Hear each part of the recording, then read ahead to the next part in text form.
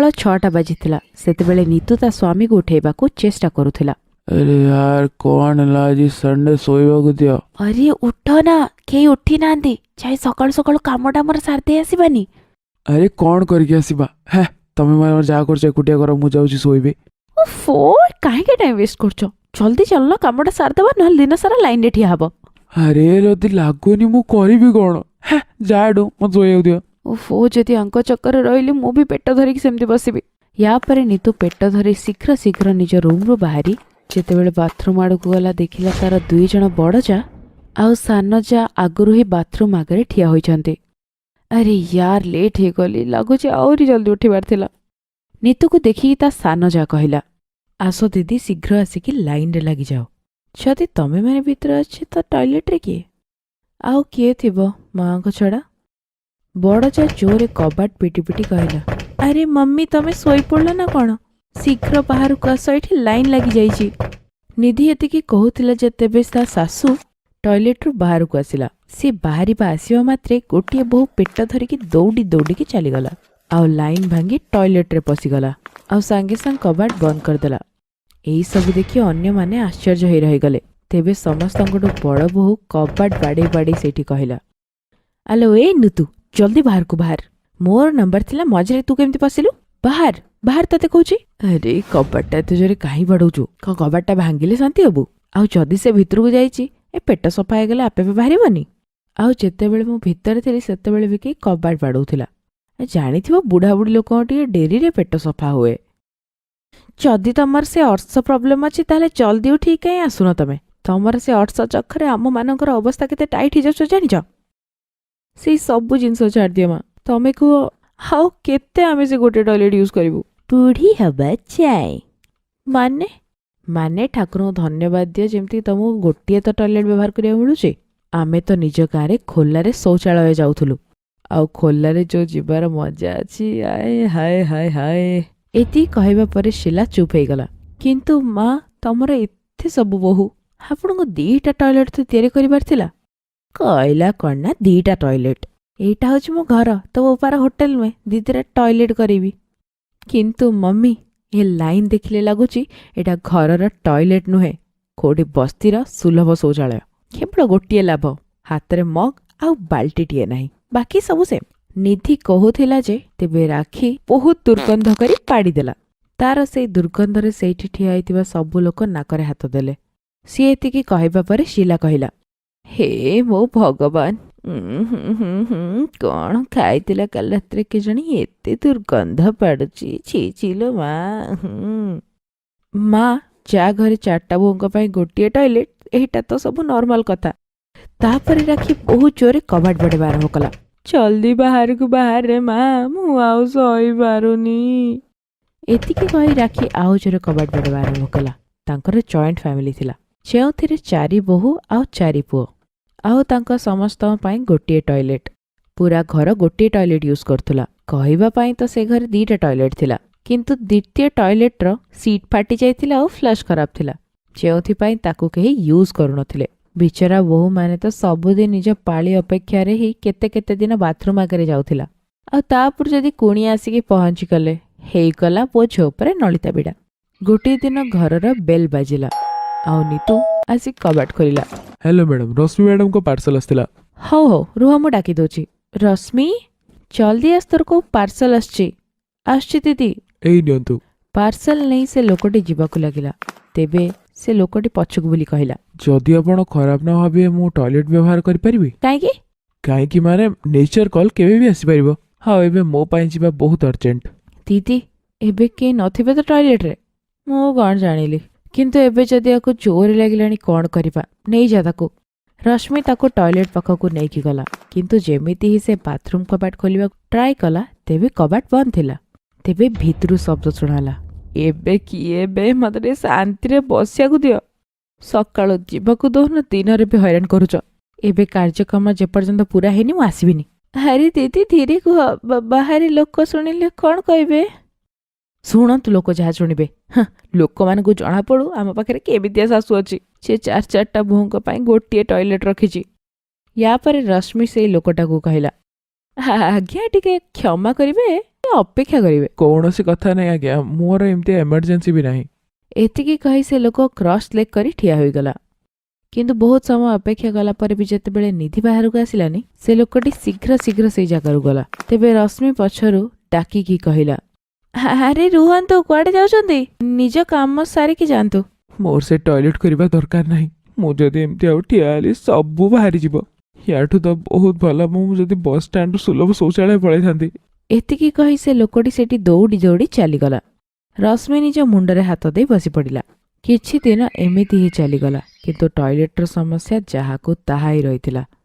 ଗୋଟିଏ ଦିନ ଯେତେବେଳେ ଶିଲା ବୁଲିବାକୁ ଯାଇଥିଲା, ସେବେ ଚାରି ବୋହୂ ବସି ସବୁଦିନ ଏ ସମସ୍ୟାର ସମାଧାନ କରିବା ପାଇଁ ଚର୍ଚ୍ଚା କରୁଥିଲେ। ହେ ଭଗବାନ, କେମିତିଆ ଦିନ ଆସିଗଲା। ଆମ ଶାଶୁମା ଭିତରେ କ'ଣ ଚୁଗଲି କରିବୁ? ଆମେ ଟଏଲେଟ୍ ବିଷୟରେ ବସି କଥା ହଉଛୁ। ସବୁ ନାଟର ଗୋବର୍ଦ୍ଧନ ଆମ ଶାଶୁ। ସେଇ ସବୁ ତ ଠିକ୍ ଅଛି, ଏବେ ଆମ ଶାଶୁକୁ କହି କେମିତି ଦ୍ୱିତୀୟ ଟଏଲେଟ୍ଟା କରିବା ସେଇଟା କୁହ। ଏମିତି ସେ ଜମା ମାନିବନି। ଆମକୁ କିଛି ସଲ୍ୟୁସନ୍ କାଢ଼ିବାକୁ ହବ, ଯେମିତିକି ଆମର କାମ ହଉ। ମୋ ପାଖରେ ଗୋଟେ ଆଇଡ଼ିଆ ଅଛି। କାହିଁକିନା ଆମ ଭିତରୁ ଜଣଙ୍କ ପେଟ ଖରାପ ହେଇଯାଉ, ଆଉ ସେ ପୁରା ଦିନ ଟଏଲେଟ୍ରେ ଥାଉ। ଯେତେବେଳେ ମା ନିଜେ ଟଏଲେଟ୍ ବ୍ୟବହାର କରିପାରିବେନି, ତାଙ୍କୁ ଟଏଲେଟ୍ର ମହତ୍ଵ ଜଣାପଡ଼ିବ। ସେଇଟା ତ ଠିକ୍ ଅଛି, ହେଲେ କାହା ପେଟ ଖରାପ କରିବା? ତୁ କରିଦେ, ମୁଁ ତୋ ପାଇଁ ଜମାଲ ଘୋଟା ନେଇକି ନେଇ ଆସିବି। ବାଃ, ଇଏ କି କଥା? ମୁଁ କ'ଣ ଆ ବେଳ ତ ମତେ ବି କରିବି? ଆଉ ଯଦି ମୋତେ ଟଏଲେଟ୍ରେ ଜାଗା ମିଳିବନି, ମୋ କାମ ସେଇଠି ଖଲାସ ହେଇଯିବ। ଏମିତି କର, ତମ ଆଇଡ଼ିଆ, ତମ ଉପରେ ହିଁ ଆପ୍ଲାଏ କରିଦେବା। ନା ବାବା ନା। ଓହୋ, ଆମେ କାହିଁ ଆମ ପେଟଟାକୁ ଖରାପ କରିବା? ଯାହା ଉପରେ ଆମେ ଏତେ ଆପ୍ଲାଏ କରୁଛୁ ତାକୁ ହିଁ ହଇରାଣ କରିଦେବା। ଏବେ ତ ଶାଶୁ ହବାର ଲାଭ ନେଇ ସେ ଆମ ଆଗରୁ ଟଏଲେଟ୍ ବ୍ୟବହାର କରୁଛି। ହଁ, ଏଇଟା ବେଷ୍ଟ ଆଇଡ଼ିଆ ହବ। ସେଇଦିନ ସନ୍ଧ୍ୟାବେଳେ ପ୍ଲାନ୍ ଅନୁସାରେ ସେ ଚାରିଜଣ ନିଜ ଶାଶୁ ଖାଇବାରେ ଜମାଲ ଘୋଟା ମିଶାଇ ଦେଲେ। କିଛି ସମୟରେ ଶିଲା ପେଟରେ ଗଡ଼ବଡ଼ ଆରମ୍ଭ ହୋଇଗଲା। ତେବେ ସେ ଦୌଡ଼ି ଦୌଡ଼ି ଟଏଲେଟ୍ ଆଡ଼କୁ ବାହାରିଗଲା। କିନ୍ତୁ ସେତେବେଳେ ରଶ୍ମି ଝଟକିନି ଯାଇ ବାଥରୁମ୍ର କବାଟଟିକୁ ବନ୍ଦ କରିଦେଲା। ଶିଲା କବାଟଟିକୁ ବାଡ଼େଇ ସେଇଠି ଚିତ୍କାର କରି କହିଲା, ଓଇଲୋ ଘୋଡ଼ା ମୁଇଁ, ତତେ କ'ଣ ସକାଳୁ ସମୟ ହଉନି ଯେ ମୁଁ ବସିବାକୁ ଆଇଲି ତୁ ବସିବୁ? ଜଲ୍ଦି ବାହାରକୁ ବାହାର। କିଛି ସମୟରେ ରଶ୍ମି ବାହାରକୁ ଆସିଲା। ତେବେ ଶିଲା ଜଲ୍ଦି ଯାଇ ଭିତରକୁ ଫ୍ରେଶ୍ ହେଲା, ଆଉ ଝାଳ ପୋଛିକି ବାହାରକୁ ଆସିଲା। କିନ୍ତୁ ସେ ଏବେ ନିଜ ରୁମ୍କୁ ଫେରୁଥିଲା। ତେବେ ସେତେବେଳେ ତା ପେଟରେ ହଠାତ୍ ଗଡ଼ବଡ଼ ଆରମ୍ଭ ହୋଇଗଲା, ଆଉ ସେ ପୁଣି ଥରେ ଟଏଲେଟ୍ ପାଖକୁ ଫେରି ଆସିଲା। କିନ୍ତୁ ସେତେବେଳେ ନିଧି ଟଏଲେଟ୍ ଯାଉଥିଲା। ତେବେ ଶିଲା ତାକୁ କହିଲା, ଓ ମହାରାଣୀ, କୁଆଡ଼େ ଯାଉଛୁ? ଯଦି ଏବେ ଡେରି ହେଲା ସବୁ ବାହାରିଯିବ, ପୁଣି ତୁ ସଫା କରିବୁ। ମତେ ବି ଜୋର ଲାଗିଛି ମା, ତମେ ଟିକେ ଅପେକ୍ଷା କର, ମୁଁ ସାଙ୍ଗେ ସାଙ୍ଗେ ଯାଇକି ପଳେଇ ଆସିବି। ଏତିକି କହି ସେ ଟଏଲେଟ୍ ଭିତରକୁ ଗଲା। ଆରେ ଜଲ୍ଦି ବାହାର ମୋ ମା, ମୋର ଅବସ୍ଥା ଖରାପ ହେଇଗଲାଣି। କିଛି ସମୟରେ ରାକ୍ଷୀ ବି ଆସିଗଲା। ତେବେ ଶିଲାକୁ ପଚାରିଲା, କ'ଣ ହେଲା କି ମା? ପେଟ ଭଲ ନାହିଁ କି? ହଁ, ଲାଗିଲାଣି ତ ମତେ ବି ଜୋରେ। ପେଟରେ ଗୁଡ଼ଗୁଡ଼ ଆରମ୍ଭ ହେଇଗଲାଣି। ଦେଖିଲା ବେଳକୁ କିଏ ଘୋଡ଼ା ମୁଇଁ ସେତେବେଳୁ ଯାଇ ବାଥରୁମ୍ରେ ପଶିଛି। ଏବେ ଜାଣୁଛଟି ମା, କେତେ ହଇରାଣ ହେବାକୁ ପଡ଼ୁଛି। ଗୋଟିଏ ଟଏଲେଟ୍ ହେଲେ ଏ ଅସୁବିଧା। ଯଦି ଅନ୍ୟ ଟଏଲେଟ୍ଟା ଥାନ୍ତା, ଆଜି ଆଉ ତମେ ହଇରାଣ ହେଇଥାନ୍ତ? ଘରେ ରୁମ୍ କଲେ କମ୍ ଚଳିବ, କିନ୍ତୁ ବାଥରୁମ୍ ଦିଟା ଦରକାର। ଠିକ୍ କହୁଛୁ ରେ ବୋହୁ ମା। ଯଦି ମୋ ଭଳିଆ କାହାର ପେଟ ଖରାପ ହେଇଥିବ, ତାର ତ ବସି ବସି ଏଇଠି ଦହି ବାହାରିଯିବ। ଏବେ ମୁଁ ବୁଝିଗଲି, କାଲି ଏ ଦ୍ୱିତୀୟ ଟଏଲେଟ୍ଟାକୁ ବି ଠିକ୍ କରେଇଦେବି। ଏତିକି କହି ଶିଲା ସେଇ ଜାଗାରୁ ଚାଲିଗଲା। ତେବେ ଚାରି ବୋହୂ ପରସ୍ପରକୁ ତାଳି ମାରିକି କହିଲେ, ୱାଓ, ମିଶନ୍ ସକ୍ସେସଫୁଲ୍। କୌଣସି ଗାଁରେ ସୁଲେଖା ନାମକ ଗୋଟିଏ ଅଳସୁଆ ସ୍ତ୍ରୀ ଲୋକ ରହୁଥିଲା। କୌଣସି ବି କାମ କରିବାର ଥିବ, ସିଏ ବାସ୍ ଅଳସୁଆ ହେଇ ଶୋଇ ପଡ଼ୁଥିଲା। ଗୋଟିଏ ଦିନ କ'ଣ ହେଲା ସୁଲେଖା? ପୂର୍ବ କିଛି ଦିନ ହେଲାଣି ସକାଳ ସନ୍ଧ୍ୟା ସବୁବେଳେ ଭାତ ହିଁ କେବଳ ତିଆରି କରୁଛ, ରୁଟି ଦିନେ ବି ବନେଇନ। କିଛି ତ ବନେଇଲି ନା। ମୋ ଇଚ୍ଛାରେ ଯଦି ଚାଲନ୍ତା କିଛି ବନାନ୍ତିନି। ପୁରା ଦିନ ଥକି ଯାଉଛି, ଆଉ ରୁଟି କେମିତି ବନେଇବି? ଗହମ ଏମିତି ହିଁ ପଡିଛି, ତାକୁ କିଏ ସଫା କଲେ ମୁଁ ଯାଇକି ପେଷିକି ଅଟା ତିଆରି କରିବି। ତମ ପାଖରେ ତ ସମୟ ନାହିଁ। ପୁରା ଦିନ ଏ ଘରଟାରେ ମୁଁ ଏକୁଟିଆ ହିଁ ରହୁଛି। କ'ଣ ତମେ ଏପର୍ଯ୍ୟନ୍ତ ଅଟା ପେଷିନ? ମତେ ହିଁ ଏଇ କାମ କରିବାକୁ ହବ। ଆଚ୍ଛା ଯାଅ, ଗୋଟେ ଗିଲାସ ଛତୁଆ ତ ନେଇକି ଆସ। କ୍ଷେତରେ ବହୁତ ଗରମ ହଉଛି, ଝାଳରେ ମୁଁ ପୁରା ଲଟପଟ। ଆଚ୍ଛା, ଗରମ ଖାଲି ତମକୁ ଲାଗୁଛି, ମତେ ତ ଜମା ଲାଗୁନି। ନାଇଁ, ମୁଁ ବି ରୋଷେଇ ଘରେ ଭାତ ଡାଲି ତିଆରି କରିକି ଆସିଛି। ଏବେ ବସିଛି, ବାସ୍ ଏବେ ମାନେ ସାଙ୍ଗେ ସାଙ୍ଗେ ଏଇଠି ବସିଛି, ବୁଝିଲ? ଟିକେ ବି ସମୟ ହେଇନି। ଆଉ ତମେ ଆସୁ ଆସୁ ମୋ ଉପରେ ତମର ମୁରବି ପଣିଆ। ଯାଅ, ନିଜେ ଯାଇକି ଛତୁଆ ବନେଇ ଦିଅ। ଆଉ ହଁ, ମୋ ପାଇଁ ବି ଗୋଟେ ଗିଲାସ ଆଣିବ, ମତେ ବି ବହୁତ ଗରମ ଲାଗୁଛି। ଏ କୋଉ ଅଳସୁଆ ସ୍ତ୍ରୀ ଲୋକଟା ମୋ ଭାଗ୍ୟରେ ପଡିଲା, କିଛି ବି କାମ କଲେ ମନା କରିଦଉଛି। ମତେ ସବୁ ଶୁଭିଲା ଯାହା ତମେ କହିଲ। ରାତିର ଖାଇବାଟା ଆଜି ତମେ ତିଆରି କରିବ। ମୁଁ ହାତଟିଏ ବି ଲଗେଇବିନି। ପୁରା ଦିନ ଏପଟ ସେପଟ ହେଇ ଦୌଡ଼ି କାମ କଲା ବେଳକୁ ମୋ ଦେହ ହାତ କଣ ହେଇଯାଉଛି। ହଁ, ଟିକେ ଧଣିଆ ଚଟଣି ବନେଇଥିବ। ଧଣିଆ ପତ୍ର ସେ ଟୋକେଇ ଭିତରେ ଅଛି। ଏଇ ଚଟଣି ତ ମୁଁ ତମକୁ କାଲି କରିବାକୁ କହିଥିଲି। କ୍ଷେତରୁ ସତେଜ ଧଣିଆ ପତ୍ର ଆଣିଥିଲି, ତମେ ଚଟଣିଟା ବି ତିଆରି କରିନ। ଧଣିଆ ସଫା କେହି କରିକି ଦେଇଥାନ୍ତା? ମୋ ପାଖରେ ଏତେ ସମୟ ନାହିଁ କି ଧଣିଆ ପତ୍ର ବାଛିବି ତାପରେ ତାକୁ ଚଟଣି କରିବି। ମତେ ଆଉ ବି କାମ ଥାଏ, ଆଉ ଏମିତିରେ ମୁଁ ଥକି ଗଲିଣି। ଏବେ ଏଇଟା କହିବନି ମୁଁ ତମକୁ ଧଣିଆ ସଫା କରିକି ଦେଇଦେବି। ମୁଁ ଏଇଠି ବସିଛି, ମୁଁ ଆଉ ହଲିବିନି। ଗୋଟିଏ ଦିନ ସୁଲେଖା, ମୁଁ ଗହମ ପେଶି ଦେଇଛି, ଅଟା ତିଆରି ବି କରିଦେଇଛି। ଏବେ ରୁଟି ତିଆରି କରିଦବ। ସବୁଦିନ ଭାତ ଖାଇ ଖାଇକି ମୋ ପେଟ ବସିକି କାଟିଲାଣି ଏଠି। ଏବେ ଏଇଟା ଭାବିବାନି କି ରୁଟି ବି ମୁଁ ହିଁ ତିଆରି କରିବି। ହାଲୋ ହାଲୋ, 2 ଦିନ ଭାତ କଣ ଖାଇଲି କଣ ମତେ ଏମିତି କହିଲେଣି? ମୁଁ ବି ତ ସେଇଆକୁ ଖାଉଛି, କାହିଁ ମତେ ତ କିଛି ହଉନି। ଆଉ ତମେ ତ ଏମିତି କହୁଛ ଯେମିତି ସବୁଦିନ ଆଣିକି ମତେ ଖାଇବାକୁ ତିଆରି କରି ଦଉଛ। ଆଉ ହେଇଟି ମୁଁ ଯାଉଛି କିଛି ସମୟ ଗଡ଼ିବି, ଦେହ ଟିକେ ଭଲ ଲାଗିଲା ଆସି ରୁଟି ବନେଇବି। ଭାତ ଜଲ୍ଦି ତିଆରି ହେଇଯାଉଛି, ରୁଟି ବନେଇବାକୁ ଅଳସୁଆ। ସୁଲେଖାର ଏ ଅଳସୁଆ ନୀତି କେବେ ଯେ ସୁଧୁରିବ। ଗୋଟେ ଗ୍ଲାସ ପାଣି ମାଗିଦେଲେ ତା ଜୀବନ ସେଠି ଛାଡି ଯାଉଛି। ମୋହନ ସୁଲେଖାର ଏ ଅଳସୁଆ ନୀତି ପାଇଁ ବହୁତ ଚିନ୍ତିତ ରହୁଥିଲା। ପୁରା ଦିନ ଚାଲୁ ଚାଲୁ ମୋ ଗୋଡ଼ ବିନ୍ଧୁଛି।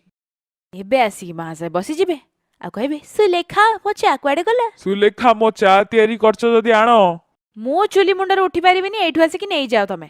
ଏବେ କୋଉ କୁହୁକ ଦ୍ୱାରା ମୋ ହାତ ତତେ ଲମ୍ବି ପାରିବନି ଯେ ମୁଁ ଏଇଠି ବସି ବସି ସବୁ କାମ କରିଦେବି। ଏବେ ଚା ମାଗୁଛ, ପୁଣି ଆଉ କଣ କାମ ଆସିଯିବ?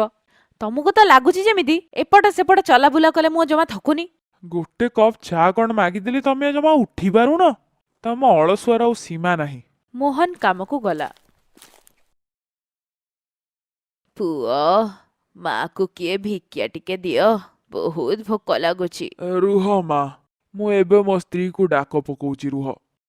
ସୁଲେଖା, ବାହାରେ ଏଇ ମା ଟିକେ ଠିଆ ହେଇଛନ୍ତି, କଣ ଖାଇବାକୁ ଦିଅ। ମୁଁ କ୍ଷେତକୁ ଯାଉଛି। 2 ମିନିଟ୍ ବି ମୁଁ ଶାନ୍ତିରେ ବସିବିନି। ପୁଣି ଉଠେଇଦେଲେ। କଣ ହେଲା ରେ ଝୁଅ, ତୁ ଚିନ୍ତା କାଇଁ କରୁଛୁ? ଯଦି ରୁଟି ନାହିଁ ତାହେଲେ ଦେନି। କୌଣସି କଥା ନାହିଁ, ମୁଁ ଏମିତି ହିଁ ଚାଲିଯିବି। ରୁଟି ତ ନେଇଯାଅ, ମୁଁ ୟା ପାଇଁ ଏତେ ଚିନ୍ତା କରୁନି ମ। ପୁରା ଦିନ ଉଠିକି ଏପଟ ସେପଟ ଦୌଡ଼, ଘର କାମ କର। କାମ କରିବାକୁ ଚିଡ଼ି ଲାଗୁଛି। ଯଦି ଏମିତିଆ କିଛି ଉପାୟ ମିଳନ୍ତା ଗୋଟିଏ ଜାଗାରେ ବସିକି ମୁଁ ସବୁ କାମ କରିଦିଅନ୍ତି, ତ ତେବେ ଯାଇ ମତେ ଶାନ୍ତି ମିଳିବ। ମୋର ତ ଏତେ ଲମ୍ବା ହାତ ହିଁ ନୁହେଁ, ମୁଁ ଗୋଟିଏ ଜାଗାରୁ ସବୁ କାମ କରିଦେବି। ଛୋଟ ଛୋଟ 2ଟା ହାତ। ଆପଣ କହୁନାହାନ୍ତି ମୁଁ କେତେ କାମ କରିବି? ଆଚ୍ଛା, ତ ଏମିତି କଥା। ଯଦି ତୋର ହାତ ଲମ୍ବା ହେଇଯିବ ତ ତମେ ଖୁସିରେ ରହିବ। ତମର ସବୁ ଚିନ୍ତା ଏଠି ପଳେଇବ। ଆରେ ତାପରେ ତ ମଜା ହିଁ ଆସିଯିବ। ଯଦି ମୋ ହାତ ଲମ୍ବା ହେଇଯିବ ତାହେଲେ ତ ମୁଁ ବସି ବସିକି ଏତେ କାମ କରିଦେବି। ଠିକ ଅଛି, ତାହେଲେ ଆଜିଠୁ ତୋ ହାତ 2ଟା ଲମ୍ବା ହେଇଯିବ। ଦେଖୁ ଦେଖୁ ସୁଲେଖାର ହାତ 2ଟା ଲମ୍ବା ହେଇଗଲା, ଆଉ ସେ ଖୁସି ହେଇ ଘର ଭିତରକୁ ଫେରି ଆସିଲା। ଆରେ ବାଃ, ଏଇଥର ତ ଆଉ ଚିନ୍ତା ହିଁ ନାହିଁ। ଏବେ ଏଇ ଲମ୍ବା ହାତ ସାହାଯ୍ୟରେ ଗୋଟିଏ ଜାଗାରେ ବସି ମୁଁ ଘରର ସବୁ କାମ କରିକି ରଖିଦେବି। ଆରେ ତମେ ଆସିଗଲ, ଏଇ ଦେଖ।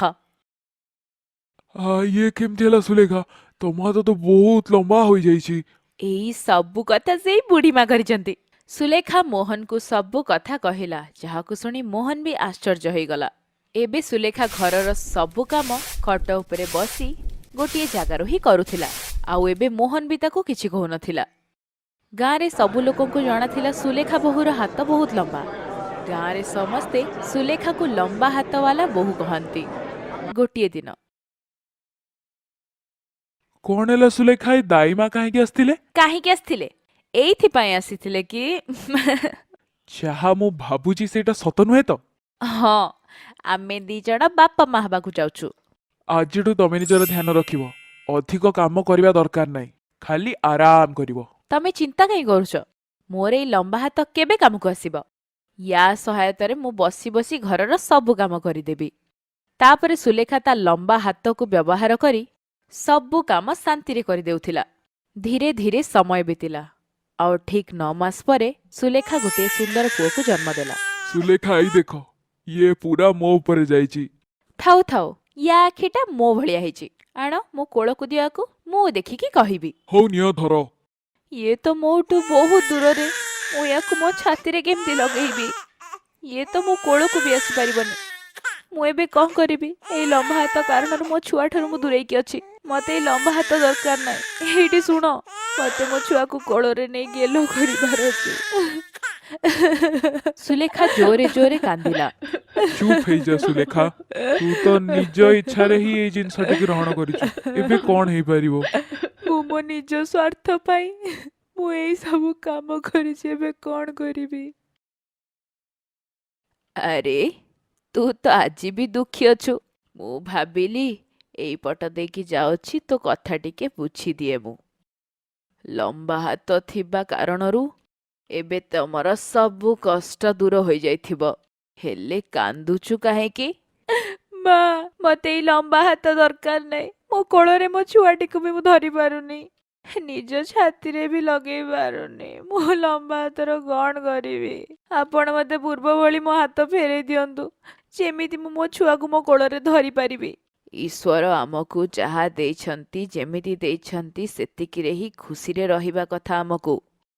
ତୁ କିଛି ନ ବୁଝି ନ ସୁଝି ଲମ୍ବା ହାତ ମାଗିଲୁ, ଆଉ ନିଜର ଲାଭ ଦେଖିଲୁ, କିନ୍ତୁ କ୍ଷତି ଦେଖିଲୁନି। ଆମକୁ ସବୁ କଥାର କ୍ଷତି ଆଉ ଲାଭ ଭଲରେ ଚିନ୍ତା କରିବା କଥା। ଏବେ କାନ୍ଦିବା ବନ୍ଦ କର। ଦେଖ, ତୋ ହାତ ଏବେ ପୂର୍ବ ଭଳି ହୋଇଯାଇଛି। ଧନ୍ୟବାଦ ମା। ଏବେ ମୋ ଛୁଆକୁ ମୋ କୋଳରେ ଧରି ମୁଁ ଗେହ୍ଲା କରିପାରିବି। ହେଇଟି ଶୁଣ, ମୋ ହାତ ଠିକ୍ ହେଇଗଲା। ମୋ ଛୁଆକୁ ମୋ କୋଳକୁ ଦିଅ। ସୁଲେଖାର ହାତ ପୂର୍ବ ଭଳି ହୋଇଗଲା, ଆଉ ବୁଢ଼ୀ ମା ସେଠାରୁ ଚାଲିଗଲେ। ସୁଲେଖା ତା ଭୁଲ ଏବେ ବୁଝିପାରିଥିଲା, ଆଉ ସେ ଜାଣିଥିଲା ଯେ ସବୁ କଥାର ଦୁଇ ପଟ ଥାଏ। ଗୋଟିଏ ଲାଭ ହେଲେ ଗୋଟିଏ ପରିଣତି। ଲାଭ ଥିଲେ କ୍ଷତି ମଧ୍ୟ ଅଛି। ସେଥିପାଇଁ ଆମକୁ ଜୀବନରେ ସବୁ ଜିନିଷ ଭାବିଚିନ୍ତି ନିର୍ଣ୍ଣୟ